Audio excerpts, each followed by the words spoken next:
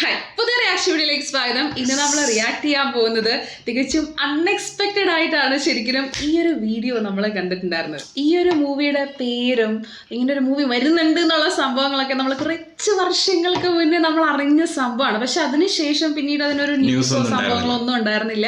അപ്പൊ നമ്മൾ പറയുന്ന വേറൊന്നല്ല, പാൻ ഇന്ത്യ മൂവി ആയിട്ട് ഇറങ്ങാൻ പോകുന്ന രൺബീർ കപൂറിന്റെ ആനിമൽ. അത് ഡയറക്ട് ചെയ്തിരിക്കുന്നത് സന്ദീപ് റെഡ്ഡി വാങ്കയാണ്. നമുക്കറിയാം അർജുൻ റെഡ്ഡി, കബീർ സിംഗ്, 2 ഹിറ്റ് പടങ്ങളുടെ ഡയറക്ടറാണ്. അപ്പൊ എന്തായാലും നമുക്കറിയാം ആ ഒരു മൂവിയൊക്കെ അത്രയും തകർന്നിരുന്ന സമയത്ത് നിന്നിട്ടാണ് ആ ഒരു മൂവിയിലൂടെയൊക്കെ പലരും തിരിച്ചു വന്നത്. അതിനുശേഷം വരുന്ന രണ്ടാമത്തെ പടമാണത്, മൂന്നാമത്തെ പടം. അത്രയും നാള് പ്രിപ്പയർ ചെയ്തിട്ടാണ് ഇത് വരാൻ പോകുന്നത്. അപ്പോ ഈ ആനിമൽ എന്ന് പറയുന്ന മൂവിയുടെ പ്രീ ടീസർ ആണ് വന്നിരിക്കുന്നത്. അപ്പൊ എന്തായാലും നമുക്ക് കണ്ടു നോക്കാം. എന്തുകൊണ്ടായിരിക്കും പ്രീ ടീസർ ഇറക്കാൻ കാരണം? ഇനി ടീസർ ഇറക്കുമായിരിക്കും. പക്ഷെ എനിക്ക് തോന്നുന്നത് മൂവി പെട്ടെന്ന് ഉണ്ടാവാൻ സാധ്യത ഇല്ലാന്നുണ്ട്. എനിക്ക് തോന്നിയേക്കണത് എന്താ വെച്ചാല് ഓൾറെഡി മുന്നേ സംഭവങ്ങൾ വന്നിട്ടുണ്ടായിരുന്നു. അപ്പം ഇപ്പൊ ഒരു ഡയറക്റ്റ് ടീസർ ഇറക്കി കഴിഞ്ഞാൽ ചിലപ്പോൾ അതിന് അക്സെപ്റ്റൻസ് കിട്ടിയില്ലെങ്കിലും, കാരണം ആൾക്കാരൊക്കെ ഏകദേശം മറന്നുപോയി, കുറച്ച് വർഷങ്ങളായില്ല ഇതിന്റെ അപ്ഡേറ്റ് കാര്യങ്ങളൊക്കെ വന്നിട്ട്. അപ്പം ഡയറക്റ്റ് ഒരു ടീസർ ഇറക്കി കഴിഞ്ഞാൽ വ്യൂസ് കുറയാനുള്ള സാധ്യതയുണ്ട് ഡയറക്റ്റ് മെയിൻ വീഡിയോന്. അപ്പം പ്രീ ടീസർ ഇറക്കി ഇനി ഒരാഴ്ച കഴിഞ്ഞ് ടീസർ ഇറക്കി കഴിഞ്ഞാൽ ആൾക്കാർ ഒന്നും കൂടി ഒന്ന് കാണും. ഞാനൊരു കാര്യം ചോദിക്കട്ടെ, ആനിമൽ അന്ന് ഒരു സംഭവം ഇറക്കിയതിനകത്ത് രൺബീർ കപൂർ തന്നെ ആയിരുന്നു ഉണ്ടായിരുന്നത്? പക്ഷെ ഞാൻ പേര് ഓർക്കുന്നുണ്ട്. അപ്പൊ ഇതെല്ലാം നമുക്ക് നേരെ വീഡിയോയിലേക്ക്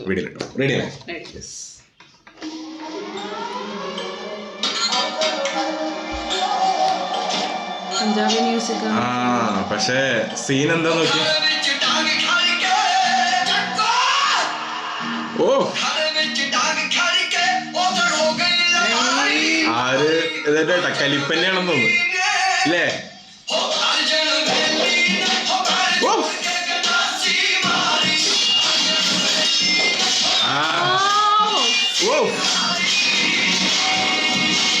കലിപ്പ്.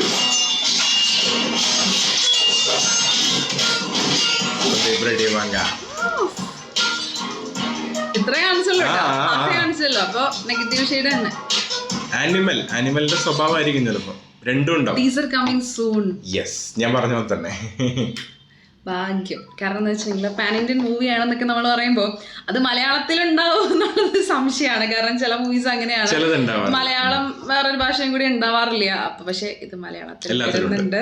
പിന്നെ വേറൊരു സംഭവം എന്ന് വെച്ചിട്ടുണ്ടെങ്കിൽ എനിക്ക് ഫസ്റ്റ് ഷോട്ട് കണ്ട സമയത്ത് ഓർമ്മ വന്ന അർജുൻ റെഡ്ഡിയാണ് ഇല്ലേ? ആ ഒരു ഷെയ്ഡ് അല്ലേ, ഷെയ്ഡ് കാണിച്ചത്. പിന്നെ അതുപോലെ തന്നെ രൺബീർ കപൂറിന്റെ ലുക്കും അതുപോലെ തന്നെ ഏകദേശം ഒരു ലുക്ക് അങ്ങനെയാണ് ശരിക്കും കൊണ്ടുവന്നിരിക്കുന്നത്. എന്തോ അത് പ്രത്യേകിച്ച് ആ ഒരു പ്രീ ടീസറിൽ കൊണ്ടുവന്നിരിക്കുന്ന ആ ഒരു സംഭവം അതൊന്നും പടത്തിൽ ഉണ്ടാവില്ല. പക്ഷെ നമുക്കൊരു ഹിന്റാണ് തന്നിരിക്കുന്നത്. ചിലപ്പം ക്യാരക്ടർ സിംഗ് ആവാം, അങ്ങനെ ഒരു സാധ്യത നമുക്ക് തന്നിട്ടുണ്ട്.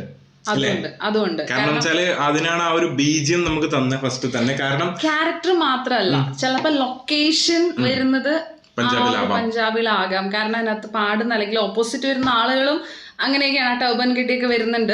അപ്പൊ പിന്നെ ആണെങ്കിൽ ആ ഒരു പഞ്ചാബി ബീറ്റും നമുക്ക് തന്നിട്ടുണ്ട്. അത് മാത്രമല്ല വേറെ സംഭവം ശ്രദ്ധിച്ചായിരുന്നു, ഇതിനകത്ത് ഓപ്പോസിറ്റ് വരുന്ന ആളുകള് അവരുടെ തല ഏകദേശം ഒരു റോബോട്ട് പോലെയാണ് അല്ലേ?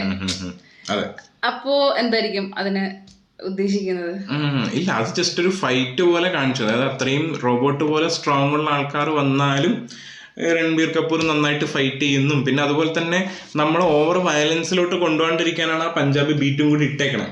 അല്ലെങ്കിൽ ചിലപ്പം വെറുതെ ആ ഒരു സീന് വെറും ഒരു ബീജിയം ഇട്ടിട്ട് ഭയങ്കരമായിട്ട് വെട്ടുന്നതും കുത്തുന്നതും കാണിച്ചു കഴിഞ്ഞാൽ ഭയങ്കര ഒരു വയലൻസിലോട്ട് പോകും. അപ്പൊ അത് കാണിക്കാണ്ടിരിക്കും. പിന്നെ അതുപോലെ തന്നെ ആനിമലിന് 2 സ്വഭാവവും ഉണ്ട് അല്ലേ? അപ്പൊ ആനിമല് നമുക്കറിയാം മെരിക്ക എടുത്തു കഴിഞ്ഞാൽ ഏറ്റവും പാവാണ്, നമുക്ക് അത്രയും കൂറുള്ള ജീവിയാണ്. പക്ഷെ അതുപോലെ തന്നെ വയലന്റ് ആയി കഴിഞ്ഞാൽ എങ്ങനെയാന്നുള്ളത് അറിയാം, നമുക്കറിയാം. രണ്ടിന്റെ എക്സ്ട്രീം ആയിരിക്കും ഏകദേശം. അപ്പൊ അതാണ് കാണിക്കുന്നത്. പക്ഷെ ഓപ്പോസിറ്റ് നിൽക്കുന്ന ആളുകളെയും ഓവർ ഇന്നസെന്റ് ആയിട്ട് കാണിക്കുന്നില്ല. അപ്പൊ ഈ പടത്തില് ഏകദേശം ആ ഒരു രീതി തന്നെ ആയിരിക്കും. നായകൻ ആരാണ് എന്നുള്ളൊരു അല്ലെങ്കിൽ ആരാണ് ഹീറോ എന്നുള്ളൊരു ക്വസ്റ്റ്യൻ മാർക്ക് ആയിരിക്കും ചിലപ്പോ ഉണ്ടാവും.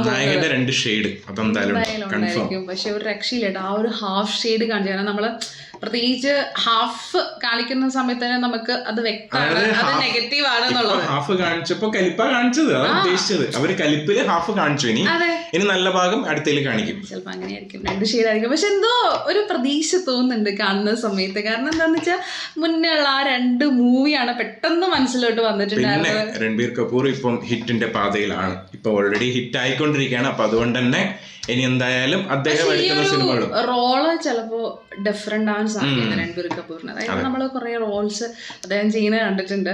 അപ്പൊ ഇത് കുറച്ചൊരു ഡിഫറെന്റ് ആവാനാണ് സാധ്യത. പക്ഷേ പിന്നെ നമുക്കറിയാലോ രൺബീർ കപൂറിന് ഒരു റോള് കൊടുത്തു കഴിഞ്ഞാൽ ആൾക്ക് അഴിഞ്ഞാടാനുള്ളൊരു സ്പേസ് കൊടുത്തു കഴിഞ്ഞാൽ വല്ലാണ്ട് അഴിഞ്ഞാടും അല്ലേ? നമ്മളത് തുജുത്തിമ്മ വെക്കാറിലൊക്കെ കണ്ടതാണ്. ആൾക്ക് വല്ലാണ്ട് അത് ചെയ്യാൻ വേണ്ടി ഏത് റോളാണെങ്കിലും എന്താ പറയാ നമ്മൾ പറയില്ല